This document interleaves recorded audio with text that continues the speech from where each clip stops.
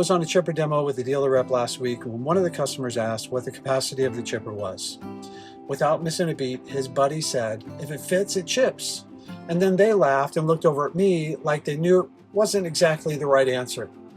It's true, if you can get a big piece of wood to fit through the throat opening of the chipper, it will most likely get it all chipped. But running the maximum diameter material through a chipper all day long can have some pretty serious repercussions. It's harder on the bearings, knives, the drum, welds, and just about every other part of the machine.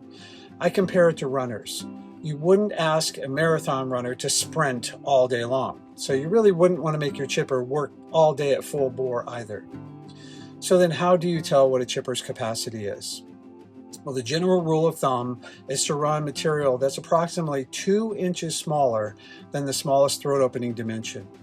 Let's take the Morbark BVR line for example.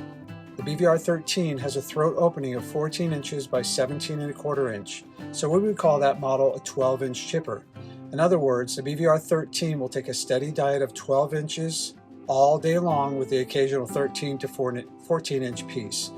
Now the BVR 10 has the same throat opening size, but smaller engine options, no hydraulic lift crush, and only one feed wheel. So we call that model a 10-inch chipper. The Morbark BVR 10 will take a steady diet of 8 to 10-inch logs all day long with the occasional 12-inch piece. The BVR 16 and BVR 19 would use that 2-inch rule too.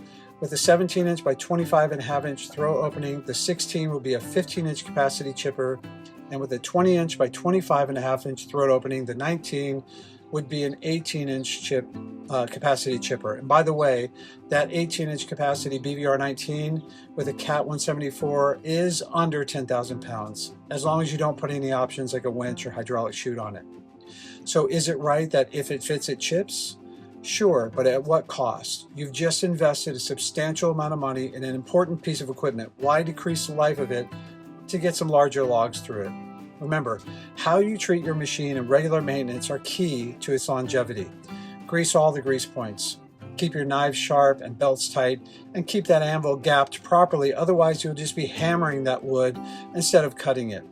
You'll get a much longer life out of your chipper if you take care of it. Wear your gear, work safe, and keep your equipment clean. See you next time.